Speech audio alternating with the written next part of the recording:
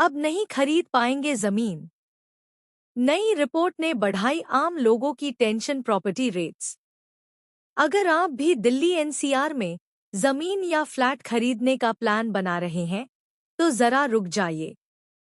हाल ही में आई रिपोर्ट के मुताबिक यहां प्रॉपर्टी के दाम इतनी तेजी से बढ़ रहे हैं कि आम आदमी के लिए घर खरीदना एक सपना बनता जा रहा है।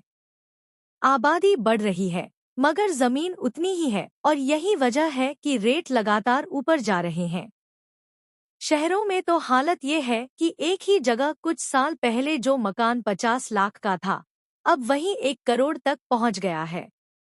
खासकर दिल्ली, नोएडा, गुरुग्राम जैसे इलाकों में प्रॉपर्टी की कीमतें बेकाबू होती जा रही हैं। जमीन के दाम बढ़ते ही जा रहे हैं। बीते कुछ सालों में दिल्ली एनसीआर की जमीन के रेट में जबरदस्त उछाल आया है। लोग पहले सोचते थे कि प्रॉपर्टी एक सुरक्षित निवेश है, मगर अब ये निवेश आम लोगों की पहुंच से बाहर होता जा रहा है। रिपोर्ट की माने तो नोएडा के कुछ सेक्टर्स में पिछले 3 सालों में प्रॉपर्टी के दाम करीब करीब दोगुने हो चुके हैं। नोएडा सेक्टर 150 का ही उदाहरण लें।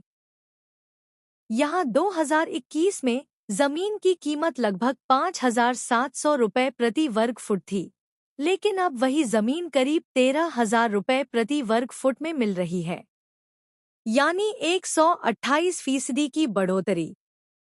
किराए में उतनी बढ़ोतरी नहीं।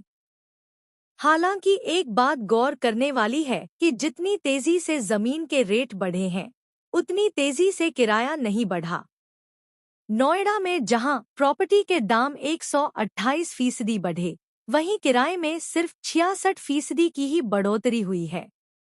मतलब अगर आप निवेश के मकसद से प्रॉपर्टी खरीद रहे हैं तो उतना बड़ा फायदा नहीं मिल रहा जितनी उम्मीद थी। नोएडा की तुलना में गुरुग्राम थोड़ा बैलेंस में नजर आता है। सोहना रोड पर प्रॉपर्टी के दाम 59% बढ़े हैं और किराए में 47% का इजाफा हुआ है। गुरुग्राम में भी हालत कुछ बेहतर नहीं। अब अगर गुरुग्राम के सोहना रोड की बात करें तो वहां 2021 में जमीन की कीमत करीब 6,600 रुपये प्रति वर्ग फुट थी। अब यह बढ़कर 10,500 रुपये हो गई है।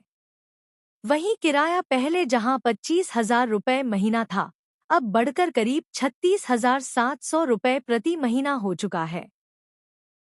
यहाँ फर्क ये है कि किराया और प्रॉपर्टी की कीमत दोनों में संतुलन कुछ हद तक बना हुआ है, लेकिन फिर भी यह किसी मिडिल क्लास परिवार के लिए आसान नहीं है।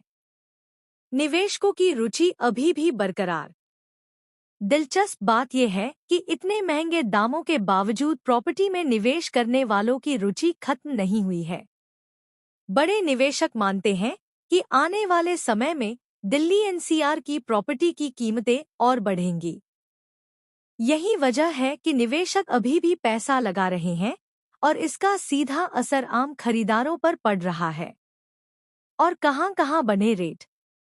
दिल्ली एनसीआर के अलावा बेंगलुरु, मुंबई जैसे शहरों में भी प्रॉपर्टी की कीमतों में बढ़ोतरी देखी गई है। वहीं पुणे, कोलकाता और चेन्नई जैसे शहरों में किराए में ज्यादा इजाफा हुआ है। कुल मिलाकर पूरे देश में प्रॉपर्टी मार्केट गरमाया हुआ है। घर खरीदना हो गया सपना। अब सवाल ये है कि क्या आम आदमी के लिए घर खरीदना एक सपना बन गया है? पहले लोग 10 से 15 साल की प्लानिंग करके अपना खुद का मकान खरीद लेते थे, लेकिन अब अगर किसी को नोएडा या गुरुग्राम में 2 या 3 बीएचके का घर लेना है तो 1 करोड़ या उससे ज्यादा खर्च करना होगा। ये रकम हर किसी के बस की बात नहीं। क्या है सरकार की भूमिका? इस तेजी से बढ़ती कीमतों पर लगाम लगाने के लिए सरकार को कुछ ठोस कदम उठाने होंगे। अफोर्डेबल हाउसिंग स्कीम्स को ज्यादा मजबूत बनाना होगा और ऐसे इलाकों को विकसित करना होगा जहां आम लोग घर खरीद सकें। दिल्ली एनसीआर में प्रॉपर्टी खरीदना अब आम आदमी के लिए आसान नहीं रहा। जमीन की कीमतें लगातार बढ़ रही हैं, मगर किराए में उतनी बढ़ोतरी नहीं हो रही जिससे निवेश का फायदा भी सीमित हो गया है। ऐसे में अगर आप घर खरीदने की सोच रहे हैं तो सोच समझकर ही कोई फैसला लें। जरूरत हो तो पहले किराए पर रहना बेहतर विकल्प हो सकता है, और जब बाजार थोड़ा स्थिर हो तब सही समय देखकर निवेश करना फायदेमंद होगा।